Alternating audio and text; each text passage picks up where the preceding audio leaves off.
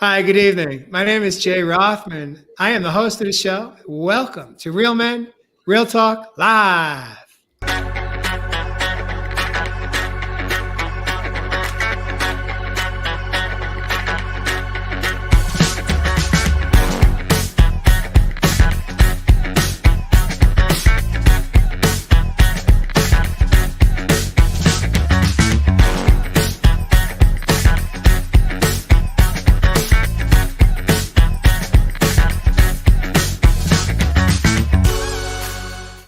Hi, good evening. Welcome back. Again, my name is Jay Rothman. I am the host of the show. I'd like to welcome my co-host this evening. We have Evis Love Heath, the man of the land from down under. He calls Australia home. Welcome to the show. Thanks for having me, brothers. And we have Jeff Fasano coming in from Nashville, Tennessee. Welcome, Jeff. Good to see you this evening. Thank you, Jay. Another week has gone by, and here we are.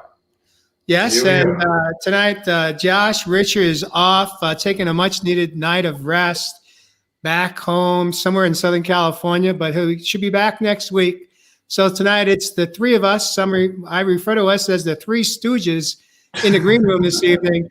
While we wait for some of our viewers to show up this evening, I'd like to just welcome our viewers and listeners to the show. If you catch us on replay, you're right on time. If you catch us right here live, you are also right on time.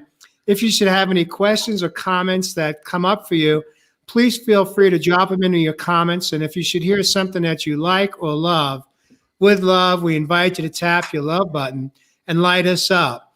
Also, if you're so motivated, inspired to share our broadcast out on your own private, personal page, please share it out with your friends and loved ones so that they can maybe hear the message. It's not about the show. It is, in fact, about the message. And so another week is right here. We are actually almost mid-month of April here.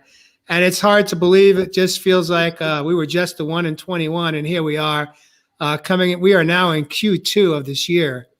Almost incomprehensible to imagine, but it's real. As we wait for some of our guests and viewers to join us this evening, let us know where you're coming in from, where you call home, what state or what country. Love to know that, and we'll do our best to answer any questions that come forward for you. But in the meantime, tonight's episode number 50.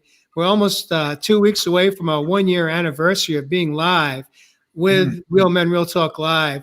Tonight's topic is one of those topics coming off of last week's topic where we had Dawn Gallagher joining us, retired supermodel, absolutely beautiful woman that joined us last week. And we deep dived into equality in relationships and the rise of the feminine divine. This week, we're going in a different direction and one that we haven't touched on. It's a mental health week topic. And this topic is all about facing the shadow and the dark night of the soul. And for those that may not be familiar with what that dark night of the soul is, I will invite one of my co-hosts to break that down in just a moment here.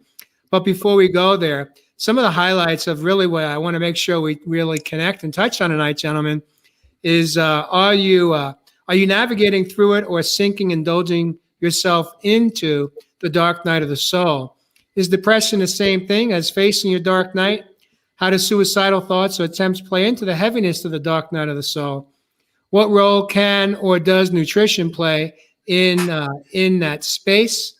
Can we rise from the shadows on our own, or connecting with others, or connecting with the others, the antidote to the rising? And are you ready to face your shadows to be the one in 2021?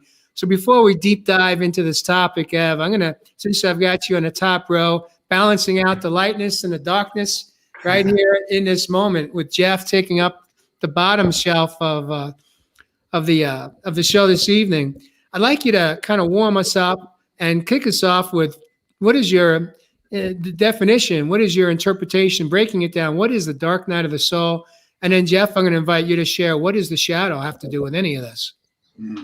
Beautiful intro, my brother. And as always, here in the land down under, my brothers and my sisters, thank you from the bottom of my heart. Sending much gratitude and love, light, And I came in with a short video this morning, and it's funny, Jay, you just talked about light and dark there. What I was talking about in that video this morning, my brothers and sisters, was pretty much that, light and dark.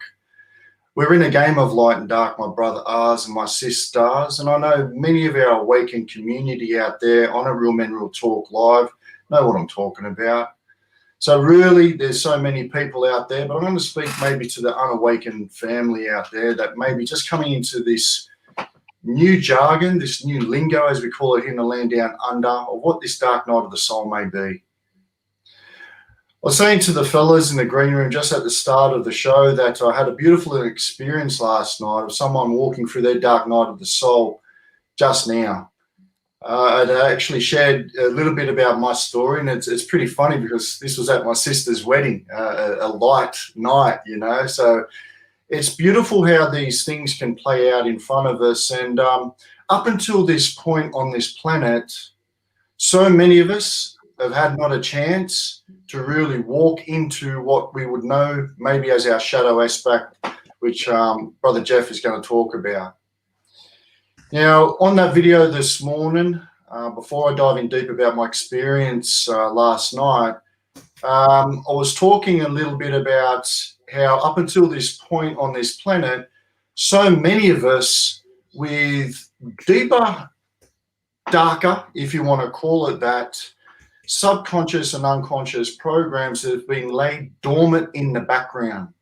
And this may have stemmed from trauma, abuse, all linking to abandonment, rejection, you know, all the big ones, humiliation, suffering, pain, fear, anger. And what happens is that we've been able to cleverly, and we've said this show after show, put these things to the side with a thing called our ego.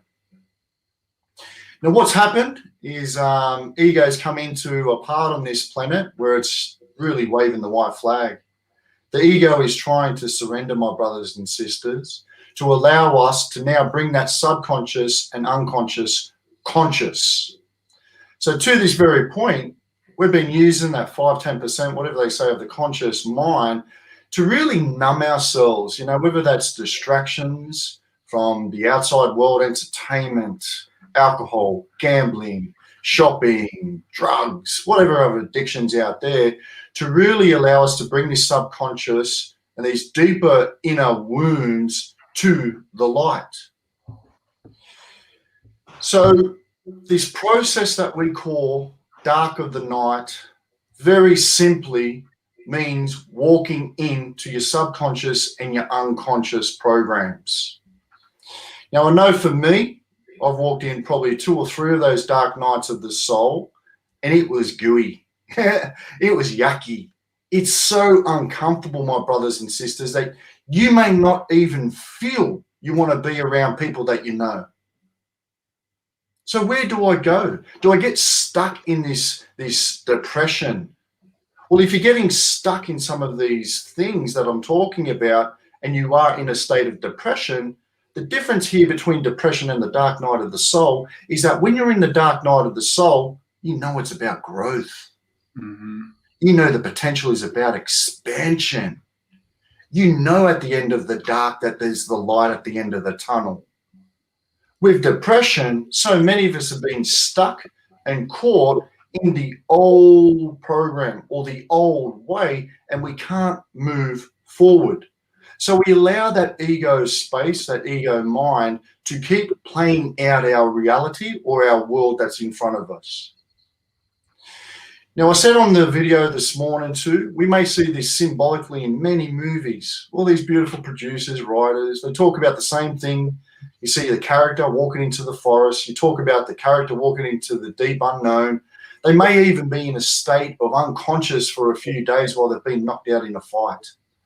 This is all very symbolic of us as a human being walking into that dark night of the soul to finally start bringing light. So before I go in deep about my experience last night at my sister's wedding, I'm going to invite my brother, Jeff, to come in a bit deeper and about sharing some of that shadow work and that introspection to allow us to start navigating and really putting on that torch to shine that light into our darkness.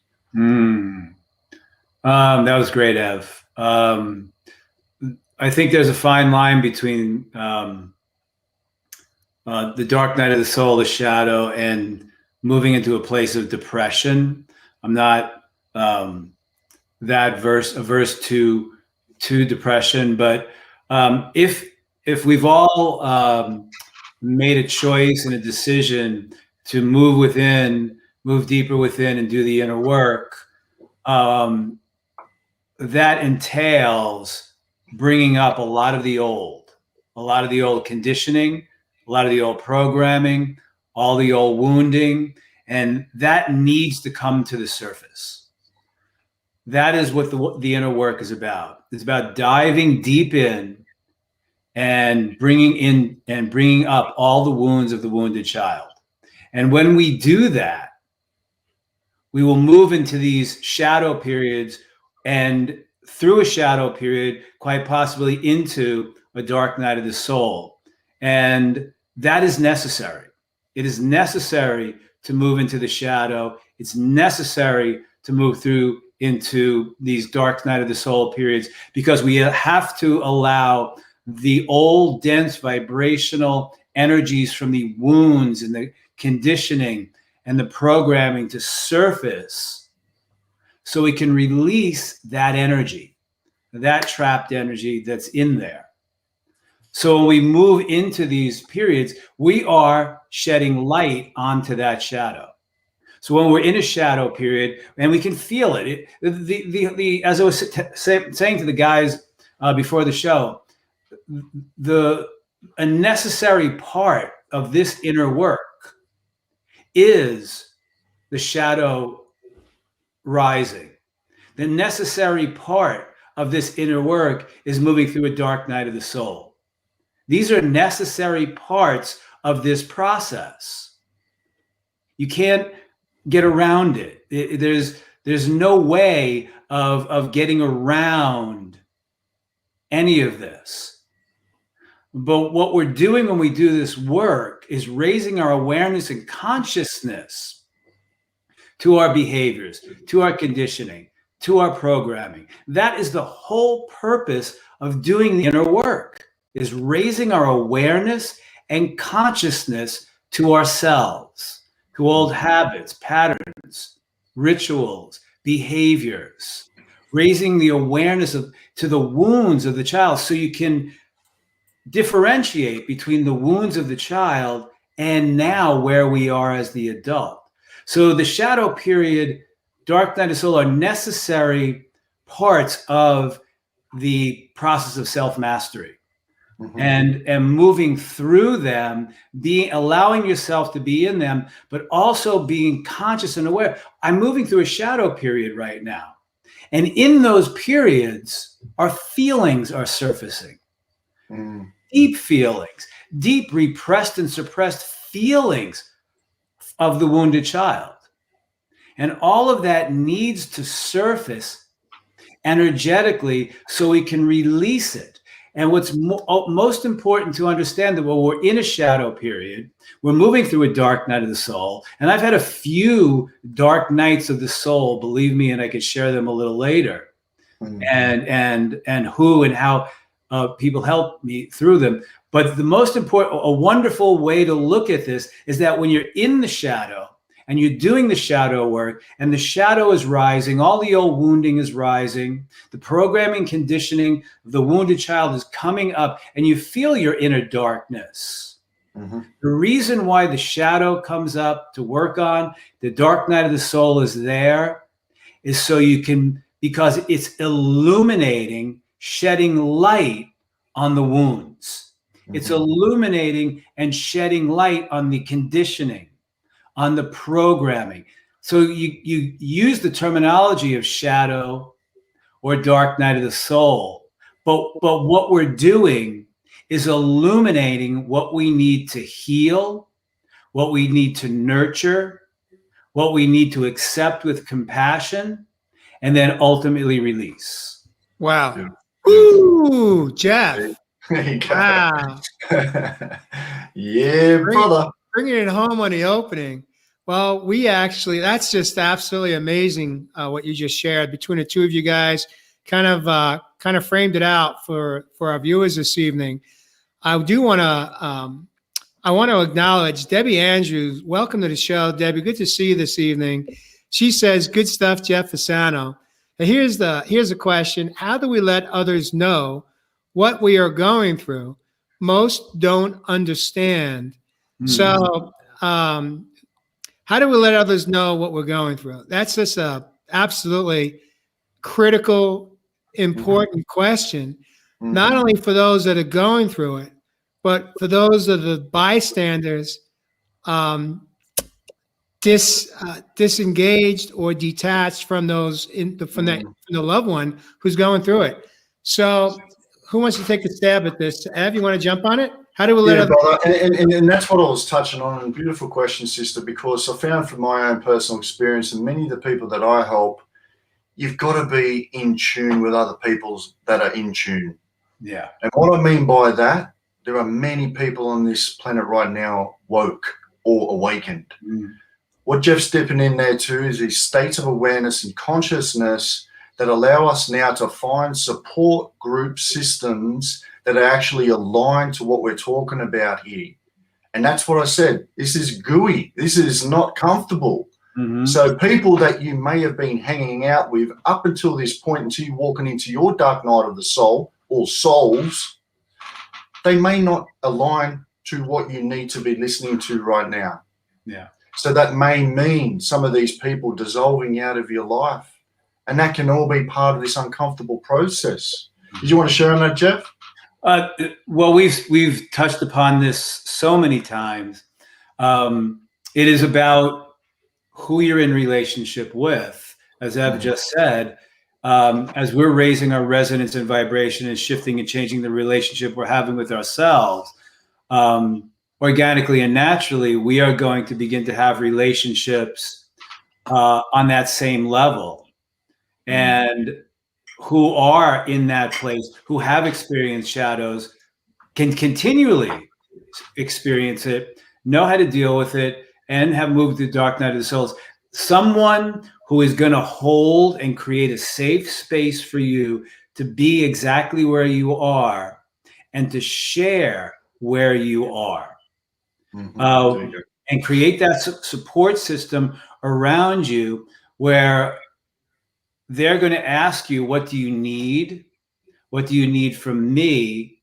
Not try to fix you, not try to give you all the advice in the world, but someone who's going to hold a safe space and help you nurture yourself through it.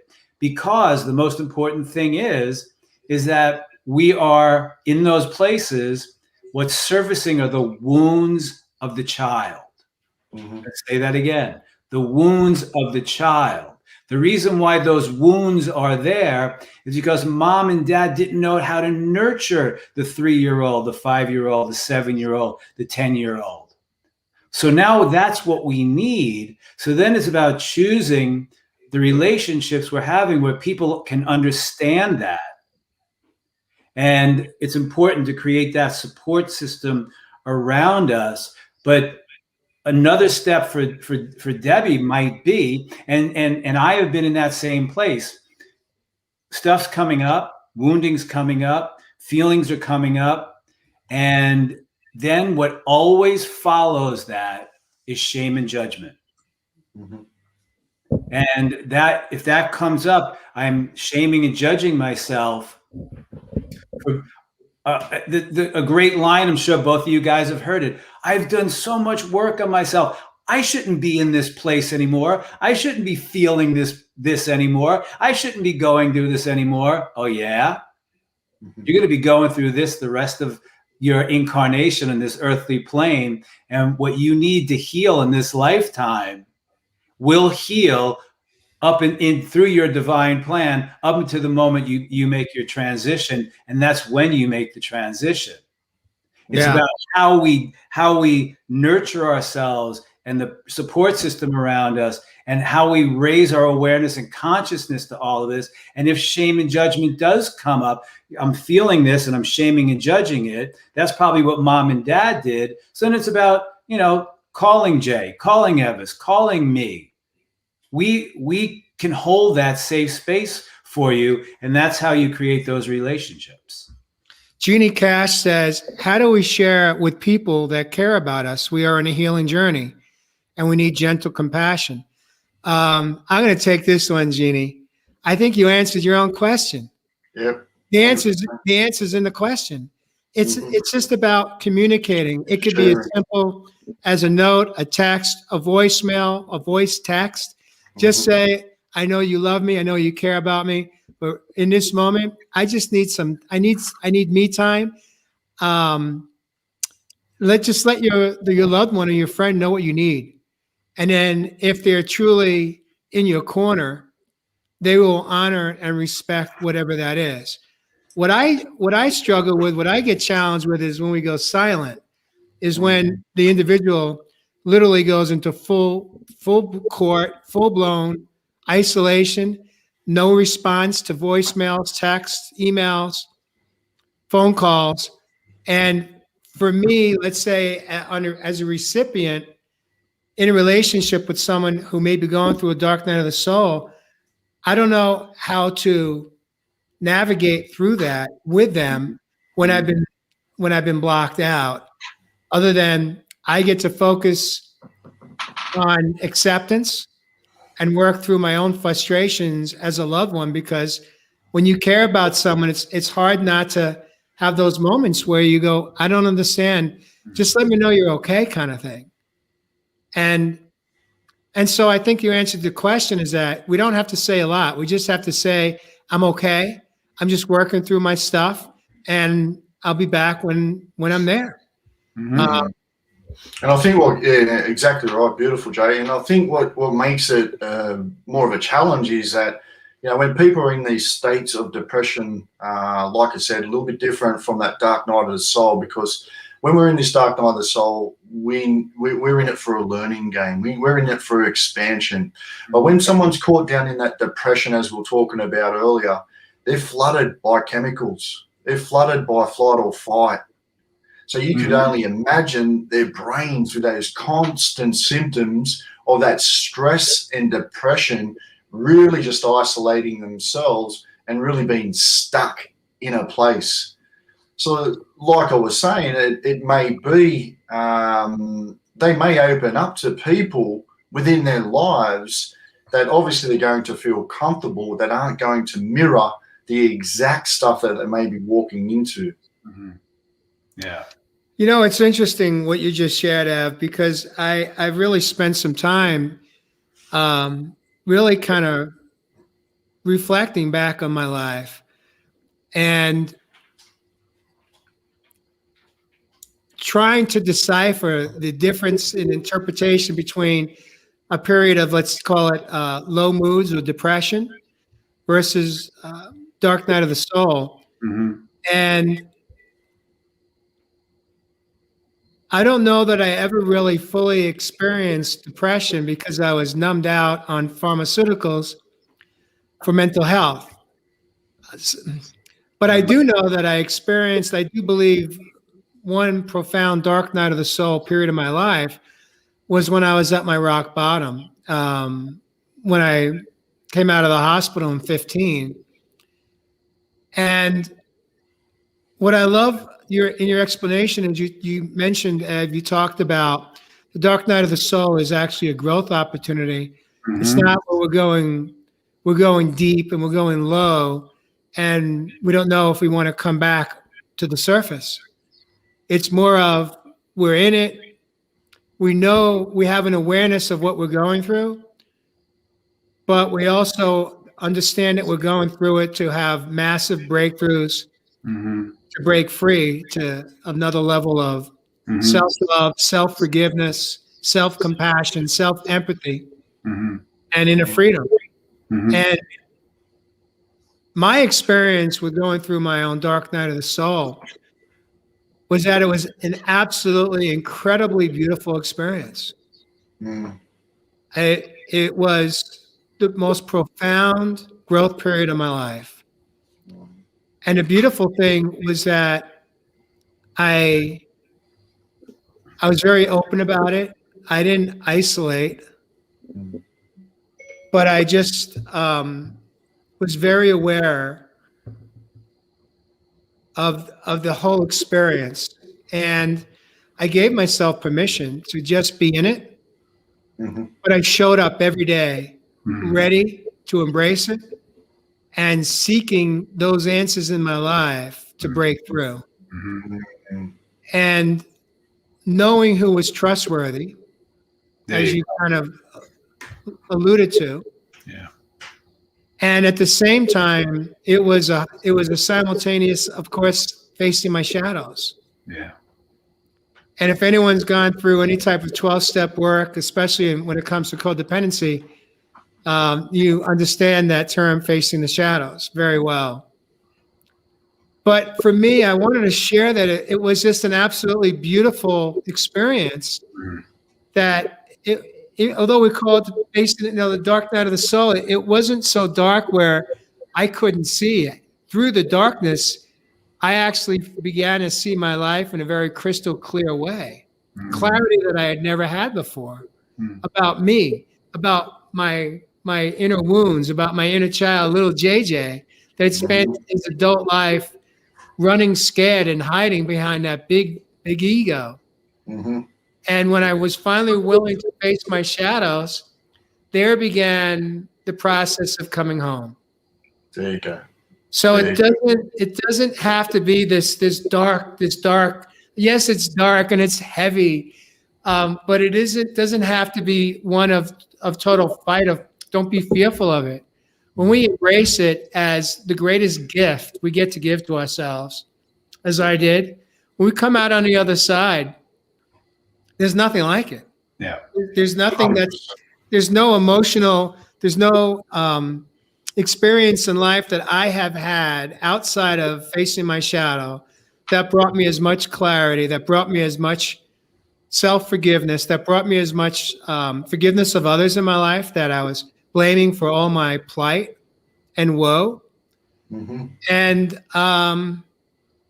it was truly the pathway to self-love. I had to go through that to get here. Mm-hmm. And if I hadn't gone through that, I could have spent the rest of my life on antidepressants for anxiety and numbing out my feelings and never really going in deep to face those shadows.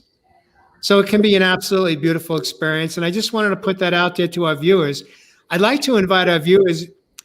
We are actually getting pretty lit up with comments and all. If you have faced your dark night of the soul, I invite you to share some of the positives that came forward for you. What did you learn about yourself that you didn't know prior?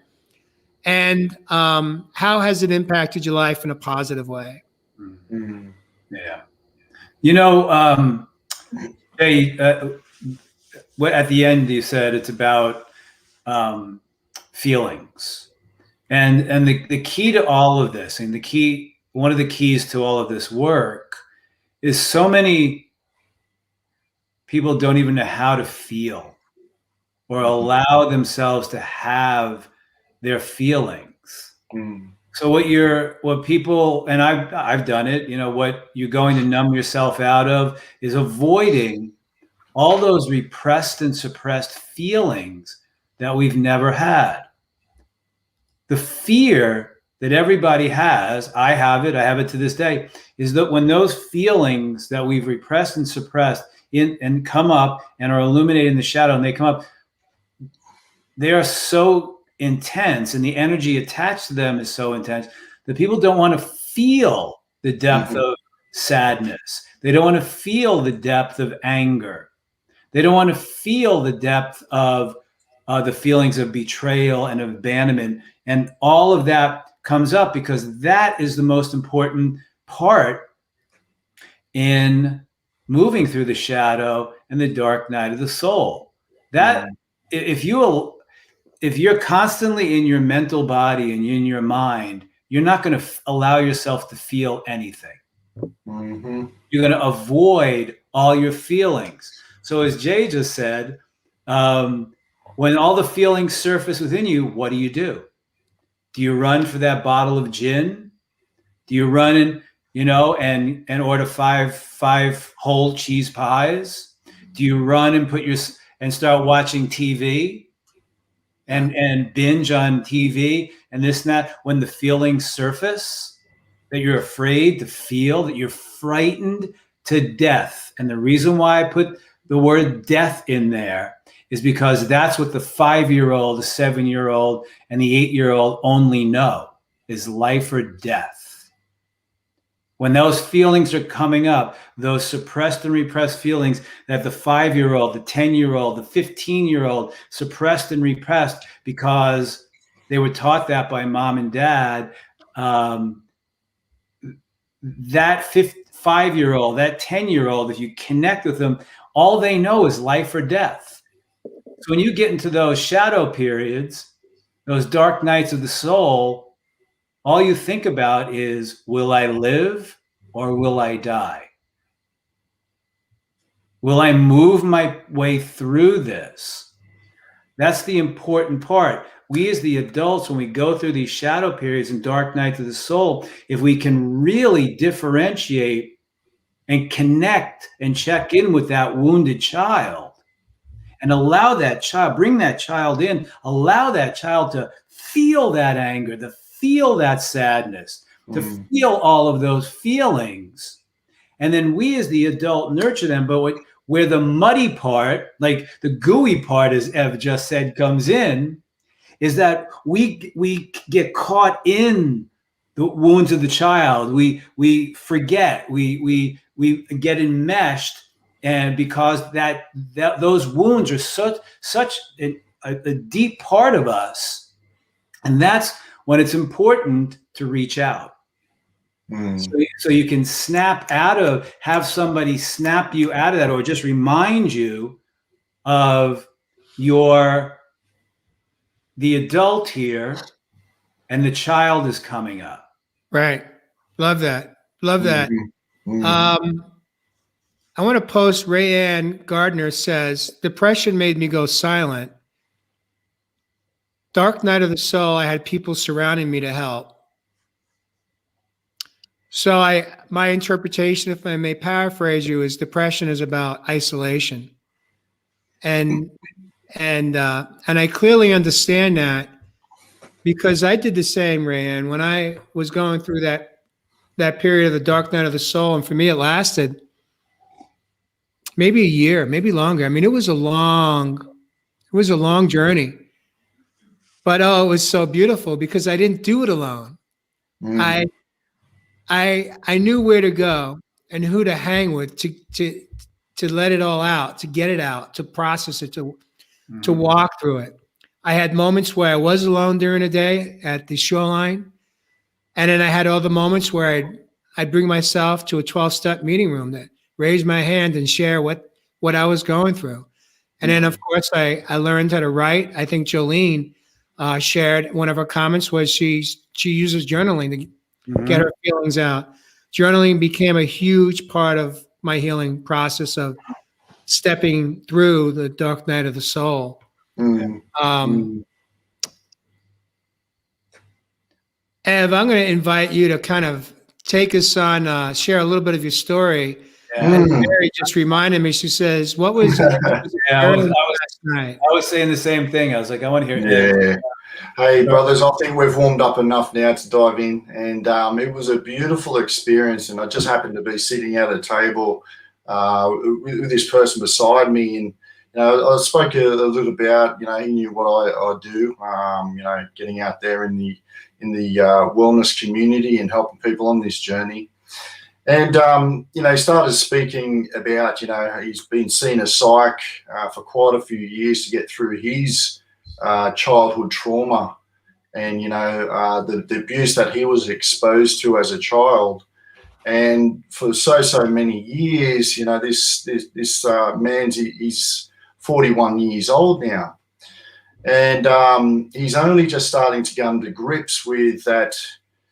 He's coming into grips with being able to come to terms that it may not have been his fault as the child, that he had witnessed and experienced traumatic events, and that it finally wasn't his fault. And, I reassured him about some of those beautiful things that we're talking about here tonight. And one of the things that came up, which is both your brothers are just touching on there, is that this guy is obviously been caught up in his head, as many men and some women on this planet have been till this point. And it was beautiful because last week we touched on the feminine and the masculine principle with, you know, being stuck in that old patriotic, patrilineal way of life. We were all stuck in our head. But now that we're able to start feeling some of these emotions and come from that heart space, you're starting to see these conversations, like I said, come out in all places. And I was at a wedding and I'm having a conversation with this beautiful man beside me about these deep, deep topics that we're talking about here tonight. And my brothers and sisters, that man just happened to be my brother. Wow. Yeah, man, my brother. Wow. In 40 years, or, you know, 35 plus years, that, you know, he's seen me be able to do all this work and be able to walk through that dark part of my life and be able to, you know, be able to be self-taught and go through some of these things that we're talking about on my own. And now he's finally opened up and come to me and said that he wants me to walk him now down to the bush. He wants me to take him out in nature now. He can't be seeing this psychology, this psychiatrist all the time anymore. And he was dosed on, like you're talking about there too, Jay, heavy pharmaceuticals. So this is really happening in real time, my brothers and sisters. Ev, may I ask, Ev, what was it like for you? My understanding, I believe he's your senior brother, your older brother. No, he's 1 year younger. Okay. Yeah. Okay. So, what was it like for you as the older brother, for your brother to open up to you just this weekend? How did you react? How did you respond? And what was it for you emotionally? What did it feel like? Well, he never listened to me as children, but it's beautiful, you know, as adult men now that we can have this conversation. And, you know, like his partner was also talking to me about the situation, and just to see him on his journey, that, you know, he's able to now actually speak about this, and just with me and his partner sitting there.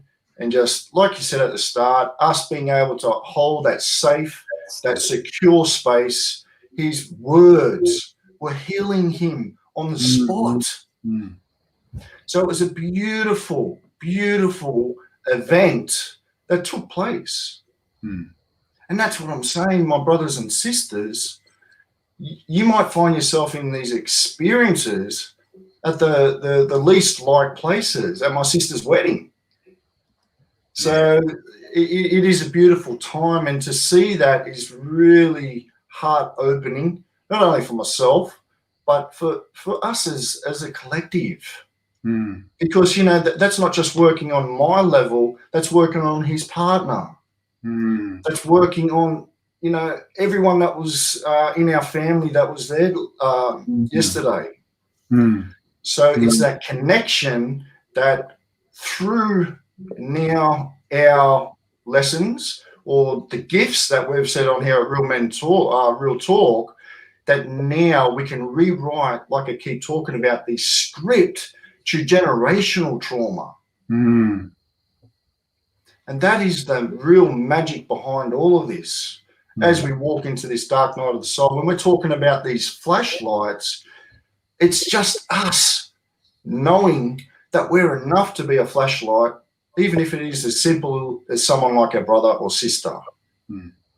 Hey, Ev, I have a question for you. And I pretty much know the answer, but for when your brother came to you and saw your light and felt safe to broach the subject, to start bringing it up, what did you do in that moment for him and in the most extraordinary of places that something like this could happen, that he chose to open up. What did you do in that moment for him? Mm. I did nothing, Jeff. Right. I just sat there, hold space. Yeah. Like we said, we don't need to fix anything. Yeah. But now he's given me the invitation. Now we can go on that walkabout and I can teach him. Yeah. I mean, when Debbie Andrews asked the question at the beginning of the show, what do we do? How do we do this? Yeah. That's why I asked you that question, because you demonstrated perfectly the way in which when someone comes to us, that we're demonstrating that we're not here to fix you, help you get rid of anything. We're just here to hold the space for you and nurture you exactly where you are. 100%. That's why I asked you that question, which is what you did, exactly what you did.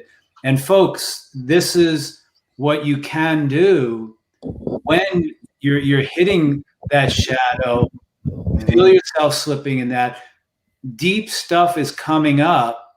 You might not be sure what to do, but what Evis did with his brother is what we need. And what I need, what Jay needs, and what Evis needs from other people as well. We just need someone to hold a safe space for us, to let us talk, to let us vent, to express whatever that is without judgment or shame. And Evis did that. That's why I asked Ev this color, because he demonstrated that, folks. And that is what we can all be looking for. And I'm sure Ev said to his brother, possibly, what do you need from me right now? I didn't even have to go that far, Jeff. He told me what he needed. Yeah, that's amazing, because some people might not know in that moment what they even need, because they're so caught up in the energy moving, the cacophony of it all. 100%. The wounded child screaming for something inside of us, because there was a part, I've been through that a couple of times in my life, and I remember when I hit my first dark night of the soul, quite some time ago. It was one of the most amazing experiences I've ever had in my life. Literally, in my apartment in New York City on a Saturday night, rolled up in a ball, curled in the fetal position, the energy moving through my body. It literally, as Ev said at the beginning of the show, it was gooey. It was dark, and I could feel it.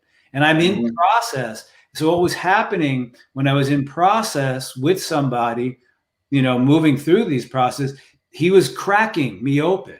He was cracking it open. He was cracking the ego mask. He was cracking it.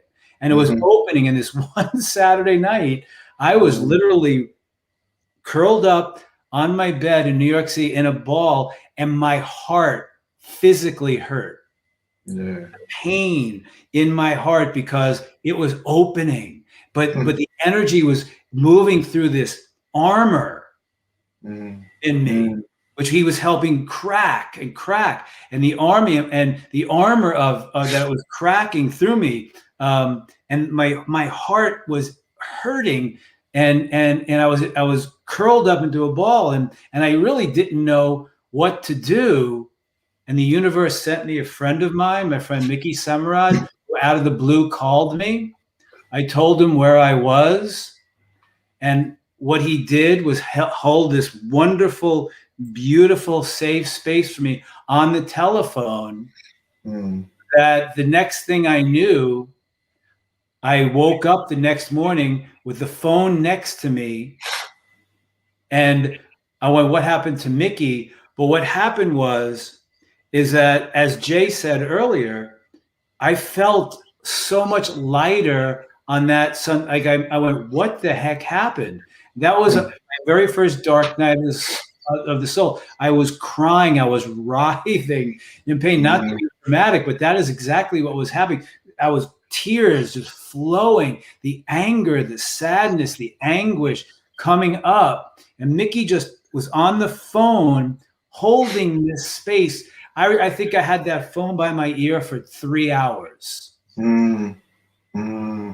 He was an angel that just felt my energy and called me and said, how are you, dude? I just felt like I needed to call, and he was there. And he didn't make any suggestions that I can fix you, that get rid of this or anything like that. But the next day, as Jay said, it moved. I was cracked open, and I felt so much lighter the next day, moving through that darkness that needs to come up, folks. It's so essential to go through these shadow periods. Hey, Jeff, I want to share it real quickly. Jazz Star, she says the only way out is through. There you go. We have to examine and dive deep into the shame, the grief, the loss, the regrets, the persona assigned to you that is not really you. All of it, and grieve it, sort it out, and come out the other side. Tough gig. And I'm going to say amen, brothers and sisters.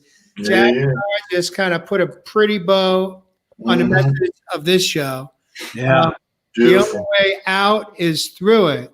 And as we're going through it, there's where we get to come home. Yep. Because we're no longer, when we're in it and we have the courage to step into it, it can be an absolutely beautiful, loving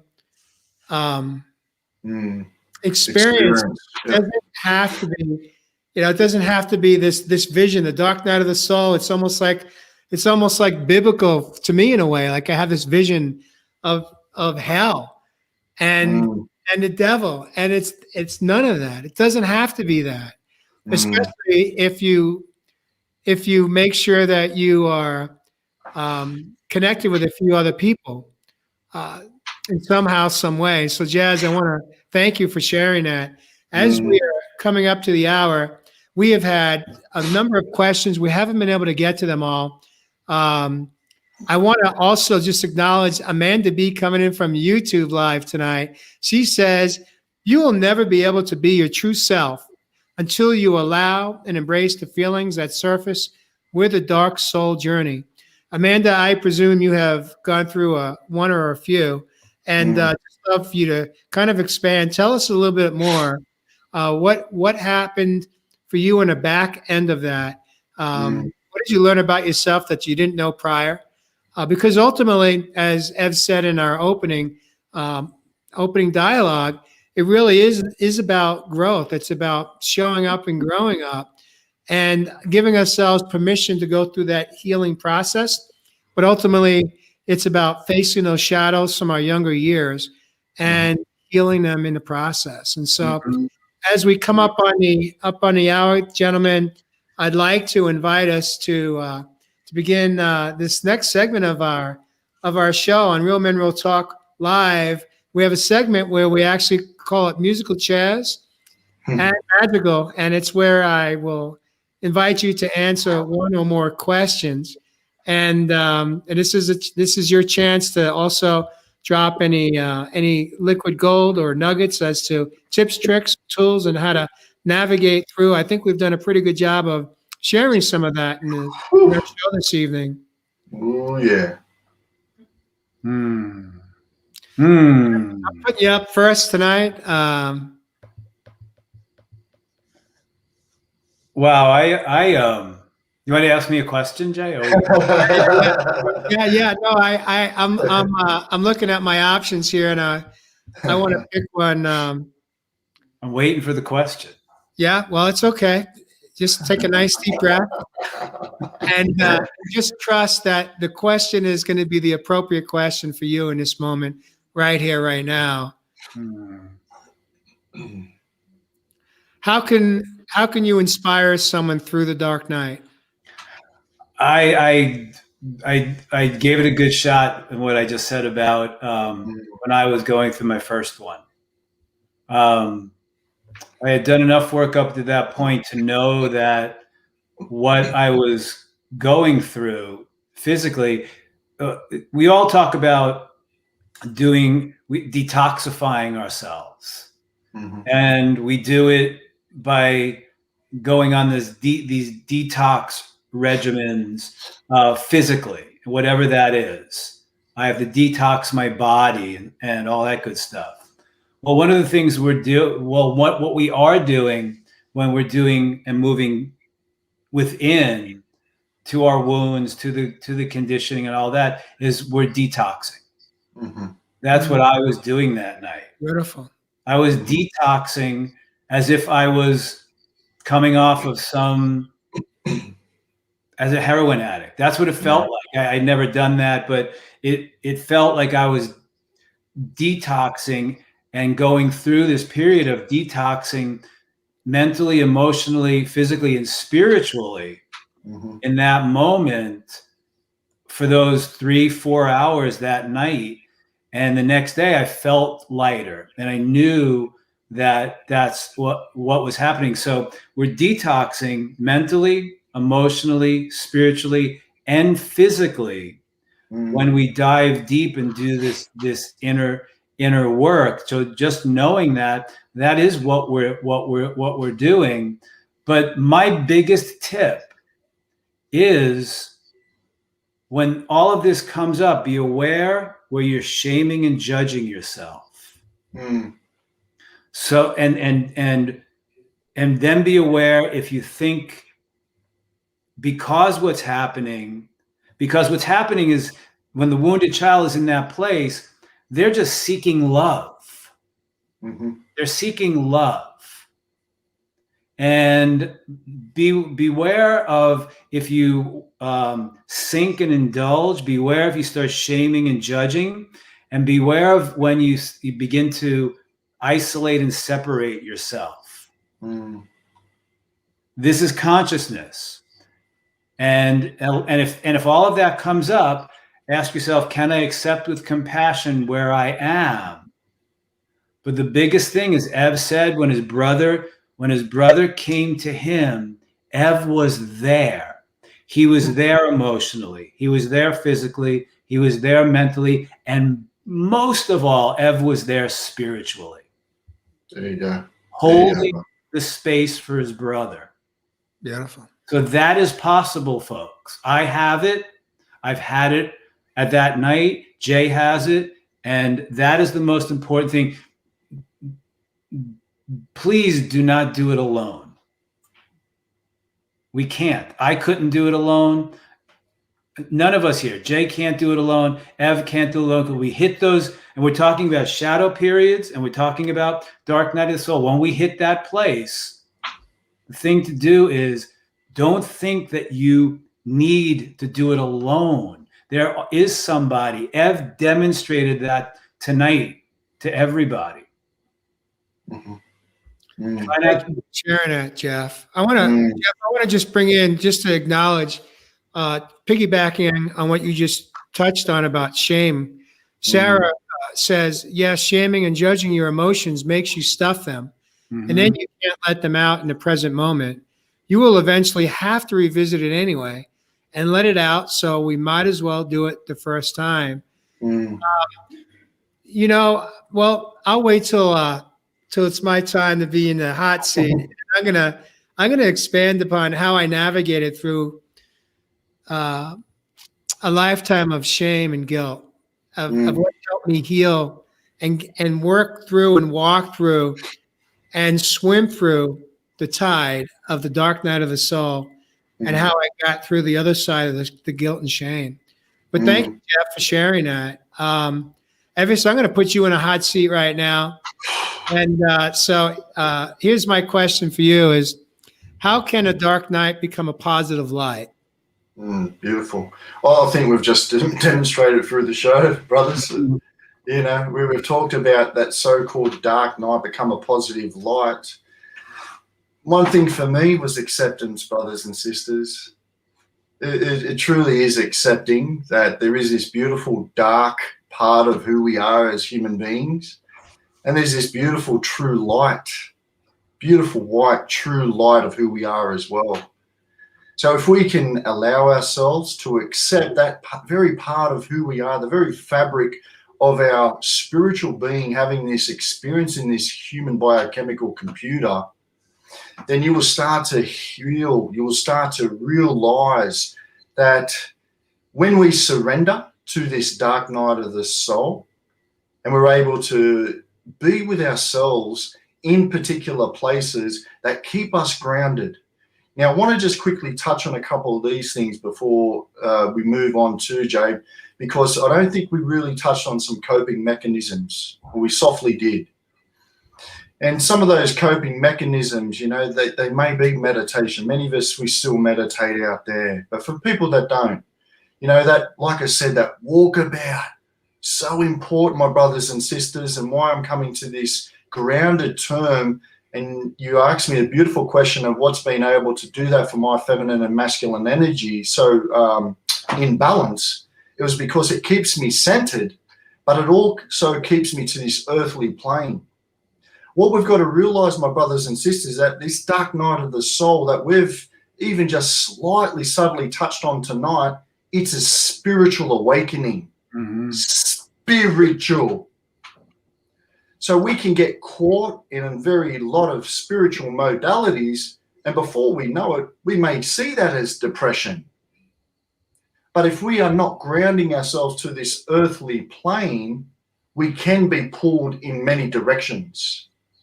So some of those other coping mechanisms or tools that I used on my journey were like we talked about tonight. We talked about the journaling, which one of our sisters provided. Mm-hmm. I talked about forgiveness journal last week. My brother was never able to forgive what he saw as children. That was part of my journey. I'm happy I'm going to be able to share that with him now. One other thing was being able to maybe listen to, you know, like you're listening here to one of Real Men Real Talk Live. You may not be comfortable to reach out at this point to any other person, place, or thing. So it may be you sitting in the comfort of your safety of your own space, because the solitude, soul, dark night of the soul. The soul, it is so important to be able to accept that there are going to be times on this dark night of the soul that you may be alone. But that doesn't mean you have to be lonely. And we've talked about this on show after show, my brothers and sisters.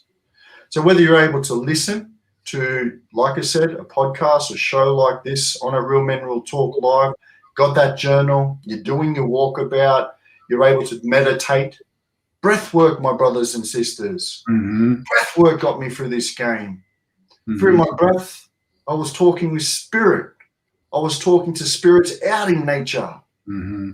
I connected with Mother Nature, my brothers and sisters. When we were able to provide some of those things, the self-care that we've talked about, we didn't even touch on it tonight, but I know it was in the description, nutrition. Brothers and sisters, you know how important nutrition and food is on this planet right now. Half the stuff I'm eating out there from grocery stores, and that's why I try and support our local farmers, half the stuff I'm seeing out there in the grocery stores, I'm actually starting to question if it's even real. Brothers and sisters, we're coming into a time where it's time for you to take ownership from these past events, these emotional baggage that we're carrying on.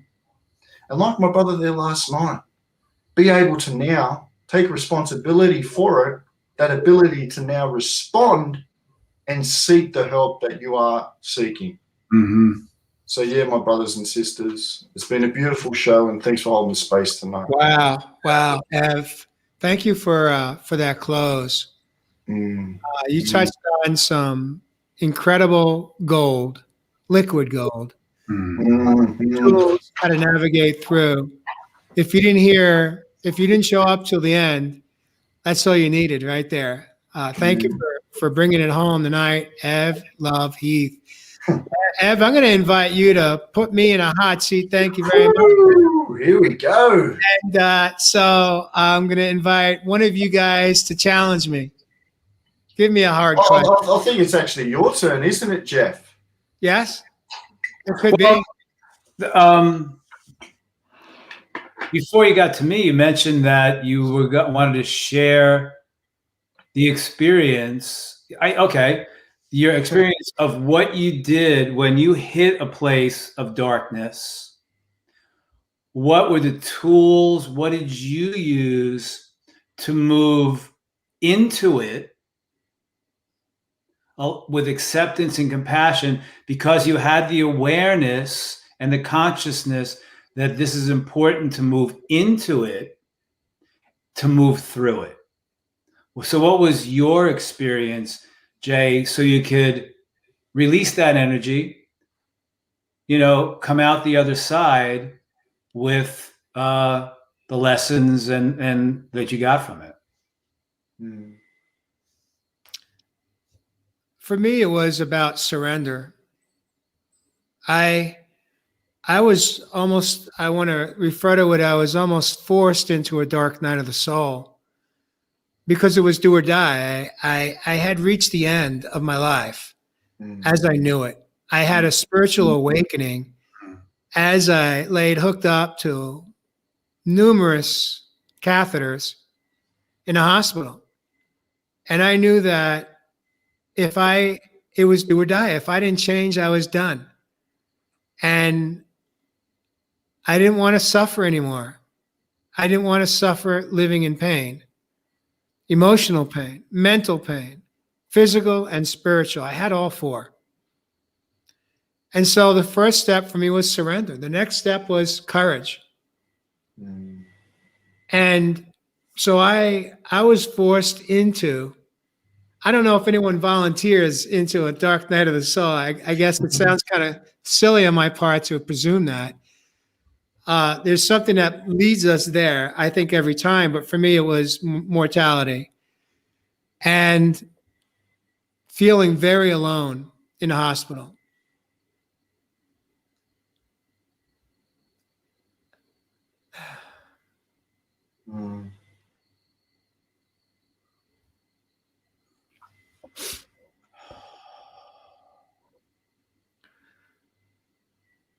These aren't tears of sadness. These are tears of gratitude.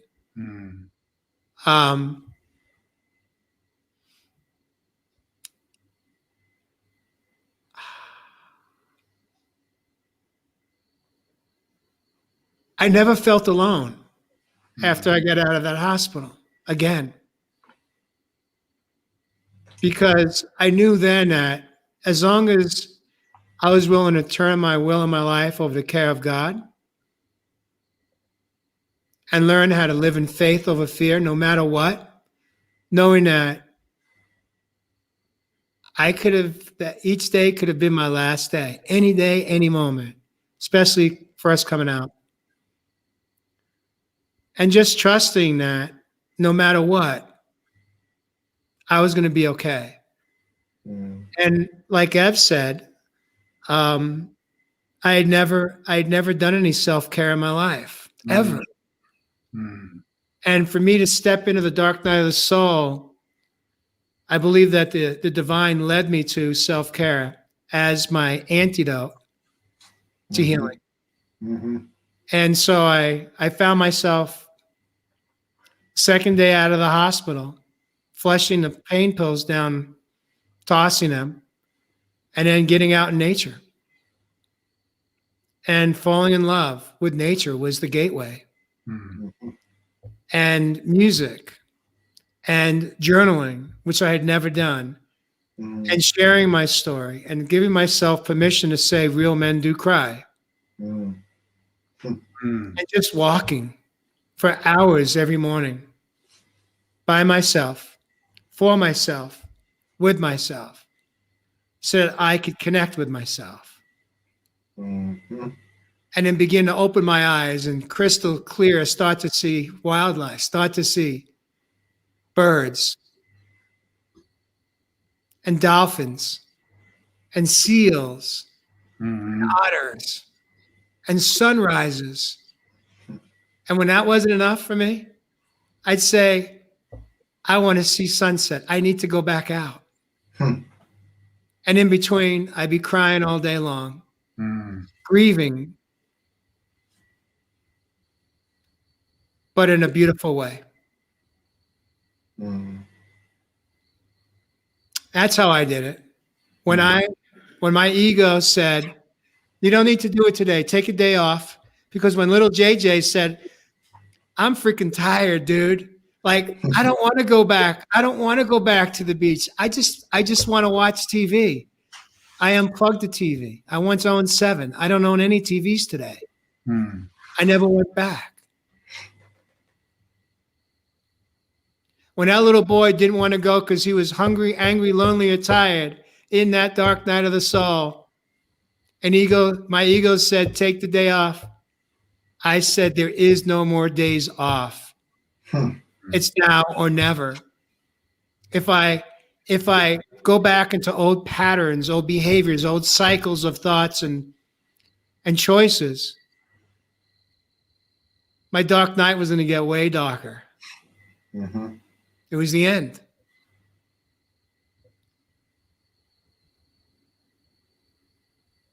But the tears come because it was such an incredibly beautiful experience. It was the first time I learned how to trust. Mm. I didn't trust myself before that dark night of the soul. I didn't trust other people.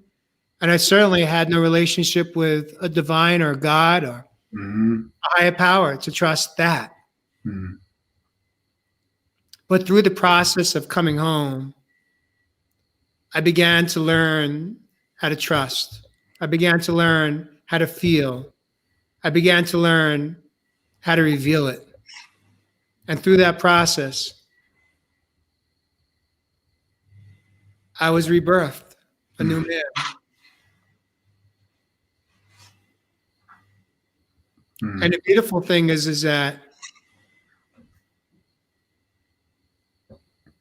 I like that man I see today in the mirror. Mm.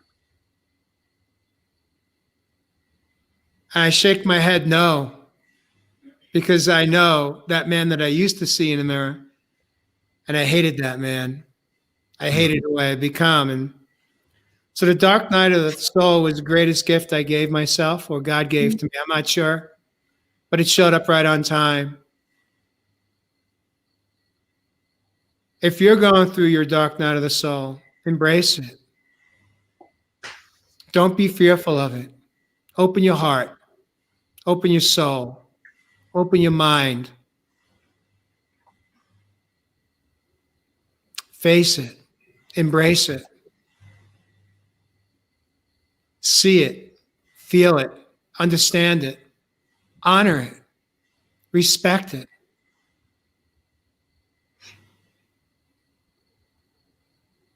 Forgive yourself. Drop the shame and guilt. I'm going to end by saying this is that how I navigated through guilt and shame, and I had plenty. I had suitcases. It would have cost me hundreds of dollars if I was paying for that. It cost me thousands and thousands and thousands of dollars. But how I got through the guilt and shame was once I understood that how I had showed up previously to my dark night of the soul wasn't because I was a bad person. It was because I was a wounded man. Mm. I was an adult child showing up as a man, playing life. And when I understood that, it wasn't because I was a bad person. I had just made bad choices because I was wounded. And I had no idea how deeply wounded I was, carrying decades of childhood experiences, traumas, and wounds that had impacted my life as an adult. Mm. And one of the most beautiful moments for me was when I was able to acknowledge that to other people, including my ex-wife, Mm. and let her know that I didn't know what I didn't know. I didn't know that my problem wasn't you. My problem was me. My problem was my own stuff that I had never faced. I hadn't faced those shadows. Mm.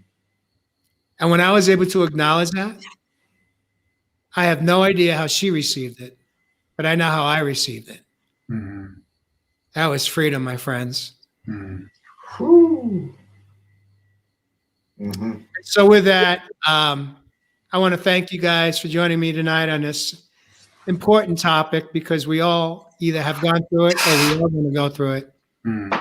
I invite you to open your heart, open your arms, open your soul to all things are possible. Know that when we face our shadow and the dark night of the soul, we will come out, as Ev said, that we will come out empowered, stronger, more aware, more awakened. I want to thank both of you gentlemen for joining me this evening. Viewers, thank you for joining us this evening. Please share out the show, and we hope to see you next week. Next week, we will welcome Josh Richer back to the show. For now, peace and blessings, and have a beautiful weekend. Play, have some fun, get out in nature, do some self-care, do a walkabout, do a hike, and heal. Get out in the bush. Get out. There you go. There you go. Love you, brothers. Love you, brother. Peace out. Peace.